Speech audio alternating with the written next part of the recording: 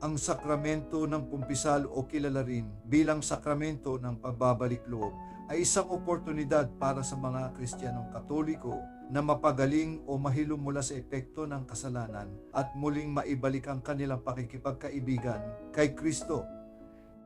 Kapag tayo ay nangungumpisal at nagbabalik loob sa Diyos, sinasabi lamang natin sa Kanya na tayo ay humihingi ng tawad sa Kanya sa mga masasamang bagay na nagawa natin. Ito ay tulad ng paamin natin sa ating mga pagkakamali sa tunay na pagsasaloob nito at sa pagnanais o pagdanasang makabawi at maitama ang kamaliang nagawa. Ito ay isang pamamaraan ng pagsasabi ng nagkamali ako, pumalpak ako, pero gusto kong makabawi at maituwid ang nagawa ko. At ang Diyos, dahil siya ay mapagmahal at mapagpatawad, ay laging handang makinig at tulungan tayo makapagsimula uli.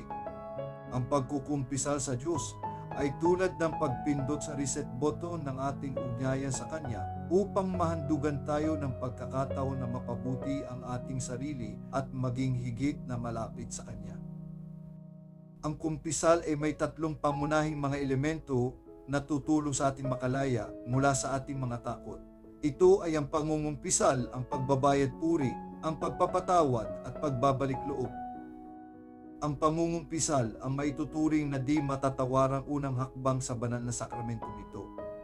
Tinutulungan tayo nito upang maisabuhay ang kababang loob sa pamamagitan ng ganap na pag-ako ng responsibilidad para sa ating mga aksyon at ang pagninilay sa mga bagay na nagdala sa atin sa pagkakasala. Kapag tayo ay nangumpisal, tinutulungan tayo ng pari at kinagabayan upang ganap na makapagpahayag ng ating mga sala at makahingi ng kapatawaran sa Diyos. Ito ay tulad ng pagkakaroon ng isang mapagkakatiwalaang kaibigan na makakausap mo ng personal upang makita natin ng mas malinaw ang mga bagay-bagay at nagpapalakas ng ating loob upang maging mas mabuting tao tayo. Isang kaibigan na handang makinig sa iyo ng walang panghusga at pagkatapos ay naghahandog sa iyo ng kanyang maipapayo upang maituwid at maayos mo ang iyong pagkakamali o problema.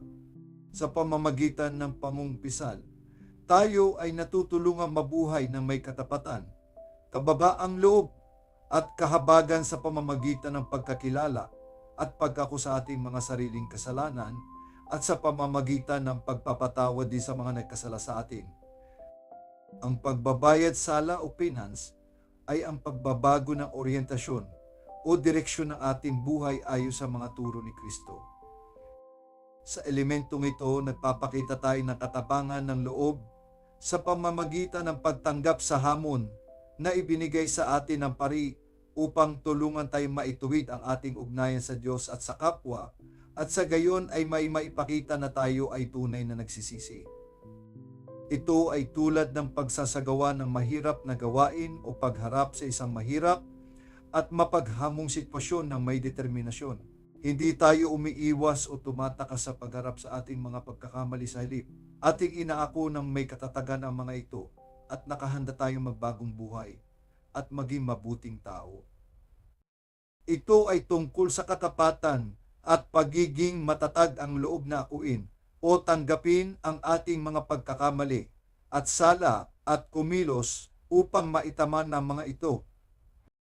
Ang sakramento ng pangungumpisal ay patungkol sa dakilang kahabagan at pagpapatawad ng Diyos kay Kristo. Ito ay tungkol sa pagbabalik loob sa Diyos at sa kapwa o sa komunidad, kung paanong sa mga ugnayan natin sa mga mahal sa buhay at sa mga kaibigan tayo ay nagkakaroon ng paghingi ng tawad, pag-unawa at pagkakasundo matapos ang hindi pagkakaunawaan o away.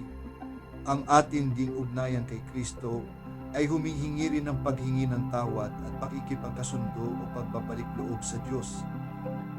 Tulad ng sa mga ugnayang pantao, maaring maganap ang mga hindi pagkakaintindihan, hindi pagkakasundo, at mga hidwaan sa ating relasyon kay Kristo. Ang mahalaga ay ang gawin natin ang unang hakbang na lumapit muli kay Kristo upang humingi ng tawad. Si Kristo ay laging handang magpatawad sa atin sapagkat siya ay tunay na mapagmahal at mahabagin. Ang mga tukso at kasalanan ay lagi ng bahagi ng ating pang-araw-araw na buhay. Ang paglaban sa mga tukso tulad ng matinding pagnanasa sa mga bagay, salapi o pag-aari, ang malabis na pag-inom ng alak o ang paghanap lagi ng validasyon sa social media bilang sukatan ng kahalagan bilang tao. Ang pagtutok sa paglago ng sarili at ng kapwa, sa espiritual na paglago, sa mga mabubuting gawa, at sa paglilingkod sa kapwa ay makatutulong sa ating mga buhay upang maging higit na makahulugan at makapagpapalalim sa ating ugnayan sa Diyos. At tulad ng nasa kwento o talinghaga ng alibughang anak, tayo ay dapat maging katulad ng napariwarang batang kapatid na nagpakita ng kababaang loob sa pagkilala sa kanyang mga kasalanan at umuwi sa upang magbalik loob sa kanyang ama.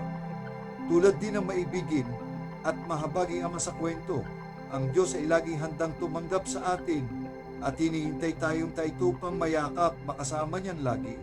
Higit sa lahat, dapat nating tandaan na tulad ng mapagkalingang ama sa kwento, ang Diyos ay laging mapagmahal at maawain, palaging handang tanggapin tayo, naghihintay na yaapin tayo pabalik sa kanyang mga bisig.